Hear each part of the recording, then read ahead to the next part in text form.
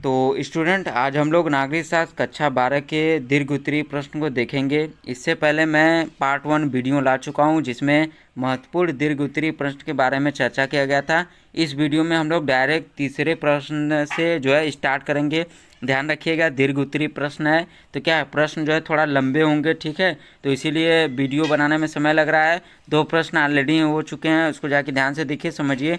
बड़े प्रश्न है, बड़े उत्तर भी अच्छे तरीके से आपको समझाया गया है। तो यहाँ पे हम लोग सीधे तीसरे प्रश्न को देखते हैं। तो चलिए तीसरे प्रश्न की तरफ बढ़ते हैं और पार्ट 1 पहले देख लीजिएगा, तब जो है पार्ट 2 में आइएगा, इससे आपको ज़्यादा बेहतर समझ में आएगा। शीत युद्ध के समाप्त होने के कारण क्या थे और इसका विश्व पर क्या प्रभाव पड़ा। पूछा जा रहा है कि शीत युद्ध के समाप्त होने के जो है क्या वजह थे, क्या कारण थे, और जब शीत युद्ध समाप्त हुआ तो इसका विश्व पर क्या प्रभाव पड़ा। आइए दीर्घ उत्तरीय प्रश्न ध्यान से देखिएगा, कुछ इसी तरह आपको आंसर भी लिखना होता है। तो देखिए, शीत युद्ध के समाप्त होने के निम्नलिखित कारण थे।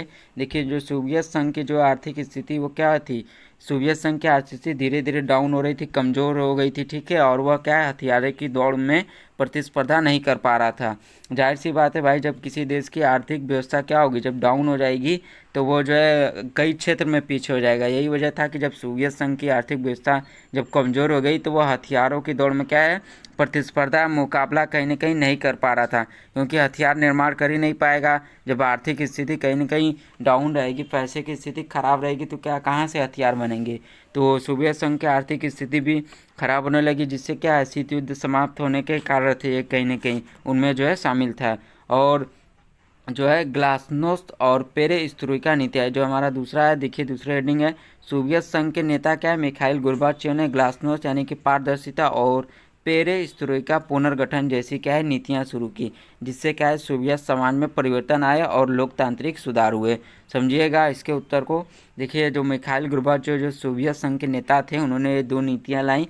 भले ही ये नीतियां जो है फेल हो गई, लेकिन कहीं ना कहीं इससे सुधार आया। ध्यान रखिएगा, ये बात का पूछा जा रहा है तो कुछ इस तरह उत्तर आप लिखेंगे। देखिए, ग्लासनोस्ट और पेरेस्ट्रोइका जो थी उससे कहीं ना कहीं सुधार आया। ग्लासनोस्ट पारदर्शिता से तात्पर्य, ग्लासनोस्ट से कहीं ना कहीं राजनीति में और अभिव्यक्ति की स्वतंत्रता को जो है आज़ादी देना था, ग्लासनोस्ट से तात्पर्य। और पेरेस्ट्रोइका में क्या था, पुनर्गठन से तात्पर्य है कि इसमें क्या था कि जो है आपका कहीं ना कहीं आर्थिक सुधार करना था, क्योंकि सोवियत संघ की आर्थिक व्यवस्था धीरे धीरे डाउन हो रही थी।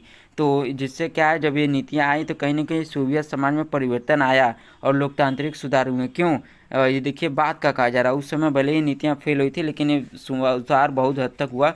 इसीलिए कि मतलब जो है ये जब नीतियाँ नहीं आई थी तो पहले क्या था, सोवियत संघ जो था, सोवियत संघ में कौन से जो है कम्युनिस्ट पार्टी शासन करती थी, ठीक है। और बहुत सारे क्या हो गए थे, भ्रष्टाचार जो है मतलब बहुत हो रहे थे। सोवियत संघ में भ्रष्टाचार फैल गया था, जनता असंतुष्ट थी, लोकतांत्रिक जो है सरकारें नहीं थी। लेकिन जब ये नीतियाँ आई तो धीरे धीरे कहीं ना कहीं लोकतांत्रिक सुधार हुए। जब अलग देश भी जब अलग अलग बन गए तो क्या हुआ, लोकतंत्र, बहुत सारे देशों ने जो है लोकतंत्र अपनाया, जिससे कहीं ना कहीं इन नीतियों को जो है प्रमुख माना जाता है। पूर्वी यूरोप में जो है जन आंदोलन, ध्यान रखिएगा, पूर्वी यूरोप के समाजवादी देशों में क्या है, जनता ने स्वतंत्रता की जो है मांग शुरू कर दी, जिससे क्या है सोवियत संघ की पकड़ क्या है, कमज़ोर हो गई। ध्यान रखिएगा, जब सोवियत संघ पूर्वी यूरोप में क्या है अपनी जो समाजवादी विचारधारा या साम्यवादी विचारधारा को धीरे धीरे पूर्वी यूरोप में जो फैला रहा था, उन देशों को अपने में जोड़ने का जो प्रयास कर रहा था, लेकिन क्या है उनके जो जनता थी वहाँ की क्या है, उन्होंने स्वतंत्रता की मांग कर दी। क्यों, क्योंकि अभिव्यक्ति की स्वतंत्रता की आज़ादी नहीं थी, एक ही पार्टी शासन करती थी, कम्युनिस्ट पार्टी थी, और क्या था, भ्रष्टाचार हो गया था। तो जाहिर सी बात है अभिव्यक्ति की स्वतंत्रता तो रहेगी नहीं। तो वहाँ के जो नागरिक थे पूर्वी यूरोप के, उन्होंने क्या है स्वतंत्रता की मांग शुरू कर दी, जिससे क्या है सोवियत संघ की जो है पकड़ कमज़ोर हो गई। भाई जब कम्युनिस्ट पार्टी रहेगी, एक ही सरकार रहेगी, तो वो चाहेगी कि हमारे विरोध में कोई भी ना बोले, ना मीडिया चाहे आम जनता हो।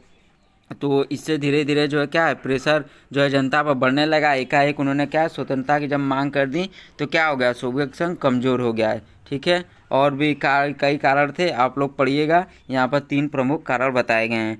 दूसरा डेंग देखते हैं। देखिए, शीत युद्ध की समाप्ति पर के विश्व पर प्रभाव, जो शीत युद्ध का जो समाप्त था उससे क्या है विश्व पर क्या प्रभाव पड़े, ये हम लोग देखेंगे। तो देखिए, विश्व में क्या है, ध्रुवीयता का अंत हुआ था जब शीत युद्ध, जाहिर सी बात है जब शीत युद्ध का दौर चल रहा था उस समय विश्व जो है 2 भागों में विभाजित हो गया था, एक ध्रुवीय विश्व और ध्रुवीय विश्व।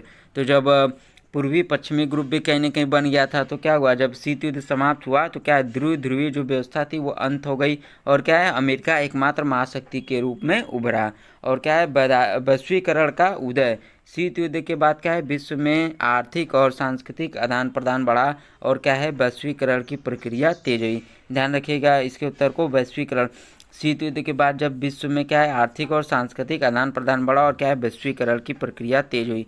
क्योंकि जो है दो ग्रुप था जब, सोवियत संघ और अमेरिका, तो उन दोनों के बीच क्या है, हमेशा जो है दबदबा तनाव का माहौल बना रहता था। तो उससे क्या है, सोवियत संघ भी कहीं ना कहीं जो है पूंजीवादी व्यवस्था को नहीं मानता था और लोकतांत्रिक सरकारें भी नहीं थी। लेकिन जब शीत युद्ध खत्म हुआ तो उसके बाद क्या है, व्यापार बढ़ा जो है, क्योंकि जो शीत युद्ध में शामिल देश थे उनकी क्या थी, सोवियत संघ के जो USSR था, सोवियत संघ में शामिल, तो उसमें जो देश थे उनकी क्या है, धीरे धीरे अर्थव्यवस्था, आपको अभी ऊपर बताया मैंने कि उनकी अर्थव्यवस्था डाउन हो गई थी। तो उसमें जो शामिल देश थे उनकी भी तो डाउन ही हो गई। तो उन्होंने क्या है, व्यापार और भी चीज़ों को बढ़ावा देने के लिए क्या है, पूंजीवादी नियम अपना लिया। तो पूंजीवाद में जाहिर सी बात है, आदान प्रदान बढ़ेगा ही, व्यापार होगा ही। जब व्यापार होगा तो सांस्कृतिक चीज़ें एक दूसरे से आदान प्रदान होंगी और क्या है, आर्थिक स्तर पर सुधार होगा, विश्व में भी जो है आर्थिक स्तर पर सुधार हुआ और वैश्वीकरण की प्रक्रिया तेज हुई।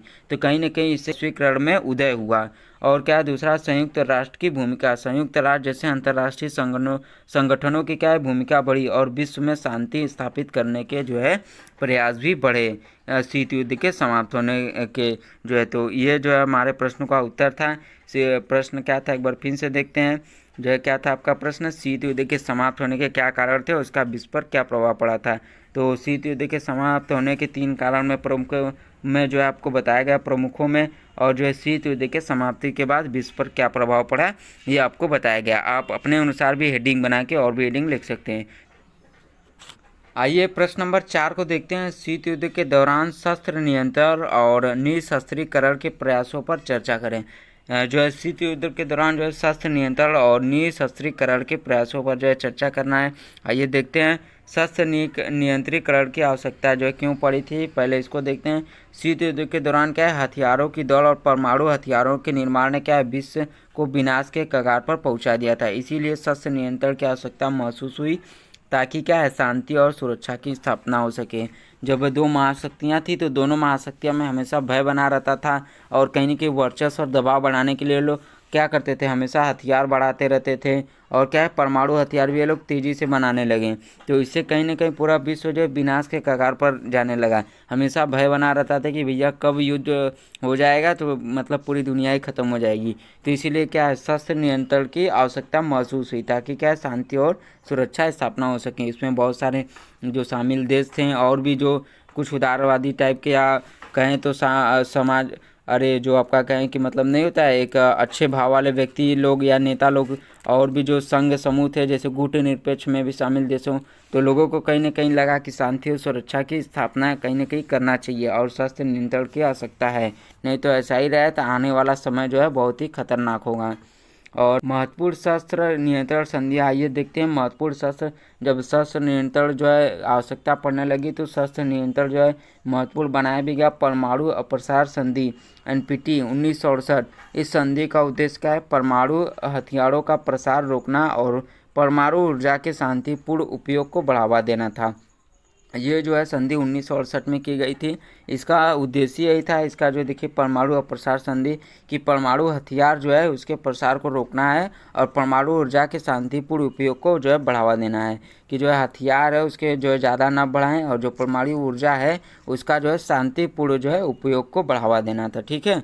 और देखिए दूसरा जो है स्ट्रेटेजिक आर्म्स लिमिटेड ट्रीटी, यानी कि जो है इसको साल्टी और क्या है, फर्स्ट और सेकेंड, इन संधियों के माध्यम से क्या है, अमेरिका और सोवियत संघ ने अपने परमाणु हथियारों और मिसाइलों की संख्या को सीमित करने का प्रयास किया। ये जो है अमेरिका और सोवियत संघ के बीच हुए थे। इससे क्या हुआ था कि दोनों जो है महाशक्तियों ने क्या है कि अपने परमाणु हथियार और जो मिसाइलों की संख्या थी उनको जो है कहीं ना कहीं सीमित करने का प्रयास किया कि मतलब भैया आप जो है हम इतना ही बनाएंगे या इससे ज़्यादा आगे नहीं बढ़ेंगे। और तीसरा देखते हैं जो है परमाणु परीक्षण प्रतिबंध संधि। CTBT। इस संधि का उद्देश्य क्या है? परमाणु परीक्षणों को रोकना था ताकि क्या है, पर्यावरण और मानव स्वास्थ्य को नुकसान न पहुँचे। देखिए इसका भी उद्देश्य क्या था? परमाणु परीक्षण को रोकना था ताकि पर्यावरण और मानव स्वास्थ्य को नुकसान न पहुँचे। जो ये लोग परमाणु बम बना रहे थे, तो कोई भी चीज़ आप करेंगे तो उसका परीक्षण जरूर करेंगे। खासकर में जो है बम ये सब चीज़ों में, कोई बड़े जो है मतलब अगर निर्माण किया जा रहा है उसका परीक्षण तो जो है जरूरी ही होता है। तो इसका भी परीक्षण होता था, तो उससे क्या पर्यावरण और मानव स्वास्थ्य को भारी तौर पर नुकसान पहुंचता था। तो इसके लिए क्या परमाणु परीक्षण प्रतिबंध संधि लाया गया। आप लोग ध्यान से देखेंगे तो तीनों में क्या है, कहीं ना कहीं परमाणु को जो है रोकने के लिए या मनाही के लिए जैसे क्या है संधि जो है नियम कानून लाया गया। जैसे परमाणु अप्रसार संधि, स्ट्रेटेजिक आर्म्स लिमिटेड ट्रीटी, ये सब जो है लाए गए थे। और उसके अलावा हथियारों को जो है परमाणु अप्रसार संधि में तो पूरी तरह से परमाणु के ही जो है हथियार प्रसार को रोकना था। चलिए आइए अब प्रश्न नंबर आगे भी है, ध्यान रखिएगा। तीसरा जो है शस्त्र नियंत्रण की उपलब्धियां। शस्त्र नियंत्रण और निशस्त्रीकरण संधियों के माध्यम से क्या है, शीत युद्ध के दौरान तनाव को कुछ हद तक कम किया गया। इन संधियों ने विश्व में स्थिरता और शांति बनाए रखने में योगदान दिया। शस्त्र नियंत्रण की उपलब्धियां जो है क्या है, देखिए जब शस्त्र नियंत्रण का जो है नियम कानून बनाया गया, लोग सोचने लगे कि नहीं अब शस्त्र नियंत्रण की जो है इनको पाबंदी लगाने की ज़रूरत है, तो इससे जो फ़ायदे भी हुए। इनके जो संधि हुए थे इससे क्या हुआ, शीत युद्ध के दौरान जो तनाव जो था, जो बहुत दबदबा और लोगों के अंदर कहीं ना कहीं भय बना रहता था, उससे क्या हुआ बहुत हद तक कम हो गया। जैसे एक तरह से कहा जाए तो ये समझौता था दो महाशक्तियों के बीच, या कहीं ना कहीं जैसे गांव में होता है ना, या कहीं पे भी दो लोग के बीच झगड़ा हो जाता है, अगर उनके बीच कोई माध्यम बना दिया जाए या क्या है कोई संधि हो जाए तो क्या है एक दूसरे जैसे डर खत्म हो जाता है। जैसे मान लीजिए दो लोग में ज़मीन को लेकर झगड़ा हो गया, ये लोग कहाँ चले गए कचहरी, और इनके बीच क्या है संधि करा दिया गया या कोई नियम कानून बना दिया गया, तो क्या है जो मार झगड़ा का जो माहौल था वो क्या हो जाएगा, बहुत हद तक कम हो जाएगा, बहुत कम चांस हो जाएंगे। तो इससे शस्त्र नियंत्रण के जो है शस्त्र नियंत्रण के इस तरह से कुछ फ़ायदे हुए। और क्या है इन संधियों ने विश्व में स्थिरता और शांति बनाए रखने में योगदान दिया। जब जो है तनाव कम हो जाएगा तो जाहिर सी बात है विश्व में स्थिरता आएगी और क्या है शांति कहीं ना कहीं रहेगी। ठीक है, तो ये जो है शस्त्र नियंत्रण की उपलब्धियाँ थी। शस्त्र नियंत्रण से क्या लाभ हुए, शस्त्र नियंत्रण में क्या है और निशस्त्रीकरण के प्रयासों पर क्या प्रभाव पड़ा, शीत युद्ध के दौरान शस्त्र नियंत्रण से क्या क्या लाभ हुआ, ये आपने जाना है। अब आइए हम लोग जो है वीडियो के आखिरी प्रश्न को देखते हैं। और अभी तक आपको वीडियो पसंद आ रहा है तो इसे जो है शेयर जरूर कर दें और लाइक करना ना भूलें। प्रश्न नंबर 5 है, शीत युद्ध के दौरान विश्व को विभाजित करने वाले दो गुटों के बारे में विस्तार से वर्णन करें। ध्यान से पढ़िएगा, इसके बारे में इम्पॉर्टेंट है, दो गुट पूछे भी जाते हैं, नाटो तो खास तौर पर। और मैं आपको बताते चलूँ कि ये जो वीडियो आपको बनाया जा रहा है कई सारे, इसमें जो है सभी आ रहे हैं इम्पॉर्टेंट है, ध्यान रखिएगा। अगर आप अभी से पढ़ रहे हैं यानी एग्ज़ाम के 1-2 महीने से जो है पहले ही पढ़ रहे हैं तो और बेहतर है। ध्यान रखिएगा कम से कम आप जो है सभी वीडियो को देखिए। जो है मैं नहीं कहूँगा कि केवल एक वीडियो, कम से कम आप जो है पूरा ज़्यादा से ज़्यादा जो है वीडियो देखेंगे तभी जो है आपके लिए महत्वपूर्ण होगा। 30-40 वीडियो तो देखिए, क्योंकि जो ये एक वीडियो बनाया जा रहा है उसमें जो है इम्पॉर्टेंट जो है क्वेश्चन है उनको उठाकर बनाया जा रहा है। खासकर में एक एक चैप्टर को जो है कहीं ना कहीं कवर किया जा रहा है। ठीक है, तो सभी वीडियो को देखेंगे तब आपका पूरा जो है सिविक्स जो है कवर हो जाएगा। आपको जो है अच्छे से एग्ज़ाम की जो है तैयारी हो जाएगी, आपको जो है कहीं भी इधर उधर भटकना नहीं पड़ेगा। लेकिन पूरा वीडियो देखेंगे तब, वही एक वीडियो नहीं आपको कई वीडियो देखने पड़ेंगे जो भी वीडियो आपको अपलोड कराया जा रहा है। आने वाले समय में अगर आपका जो है रिस्पांस अच्छा रहेगा, अगर आप लोग कमेंट करते हैं तो जो है मॉडल पेपर या कहें तो जो प्रीवियस ईयर के जो बोर्ड एग्जामिनेशन पेपर है उसका भी सॉल्यूशन कराकर इस चैनल पर अपलोड किया जाएगा। तो चलिए आगे की तरफ देखते हैं प्रश्न नंबर 5 के उत्तर को। पश्चिमी गुट, अमेरिकन गुट जो था, इस गुट का नेतृत्व क्या है अमेरिका ने किया। इसका उद्देश्य पूंजीवादी विचारधारा का क्या है प्रसार करना और सोवियत संघ की जो है विस्तारवादी नीतियों को रोकना था। देखिए विश्व जो है दो गुटों में बटा था, एक तरफ जैसे जो है ना ध्रुव ध्रुवी था, एक तरफ तो पश्चिमी जो है था उसमें अमेरिका शामिल थे। तो इसका जो है नेतृत्व जो है अमेरिका कर रहा था। इसका उद्देश्य क्या था, पूंजीवादी विचारधारा। सोवियत संघ कौन सा मान रहा था, साम्यवादी विचारधारा। अमेरिका जो है पूंजीवादी विचारधारा को मान रहा था।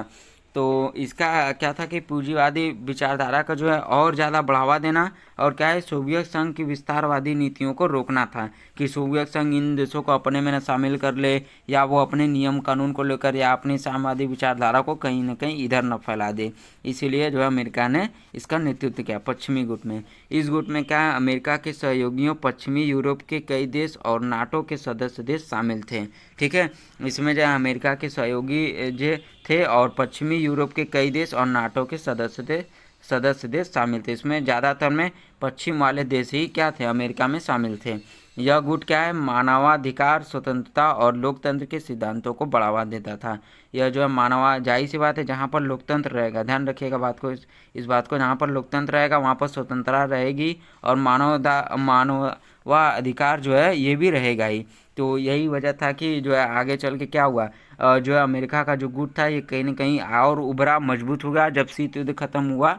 और लेकिन क्या है, सोवियत संघ जो था वो कहीं ना कहीं डाउन हो गया, क्योंकि उसमें लोकतंत्र नहीं था, नई स्वतंत्रता थी, नई मानव अधिकार तो थे, लेकिन कहीं ना कहीं वो भी भ्रष्टाचार की वजह से कहीं ना कहीं धीरे धीरे डाउन होने लगे, बहुत स्थिति खराब हो गई थी।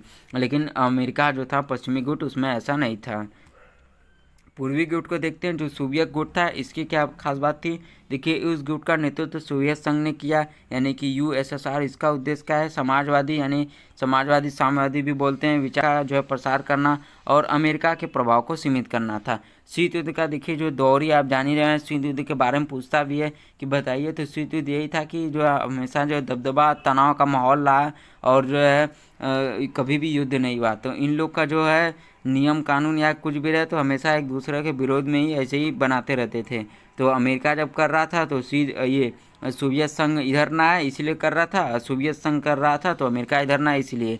तो कुछ यही था, क्या था कि इस गुट का नेतृत्व सोवियत संघ ने किया। इसका उद्देश्य क्या था, ये अपना बढ़ाने के चक्कर में लगा था कि समाजवादी विचारधारा का प्रसार करेंगे और क्या है, अमेरिका के प्रभाव को सीमित करना था कि भैया जो है अमेरिका है इधर रहे तो इधर रहे, इधर ना आए। ठीक है, अपना नियम कानून इधर ना लगाएं। हम ज़्यादा से ज़्यादा जो है सोवियत संघ चाहता था कि हम ज़्यादा से ज़्यादा इधर जाएं, हमारा जो है नियम कानून लगे, इस तरह कुछ, और जो है हम ज़्यादा बड़े फूले। ठीक है, और इस गुट में पूर्वी यूरोप के क्या है, समाजवादी देश और वार्सा संधि के सदस्य देश शामिल थे। ध्यान रखिएगा, इस गुट में जो पूर्वी यूरोप जो था उसके समाजवादी देश और वार्सा संधि के सदस्य देश शामिल थे।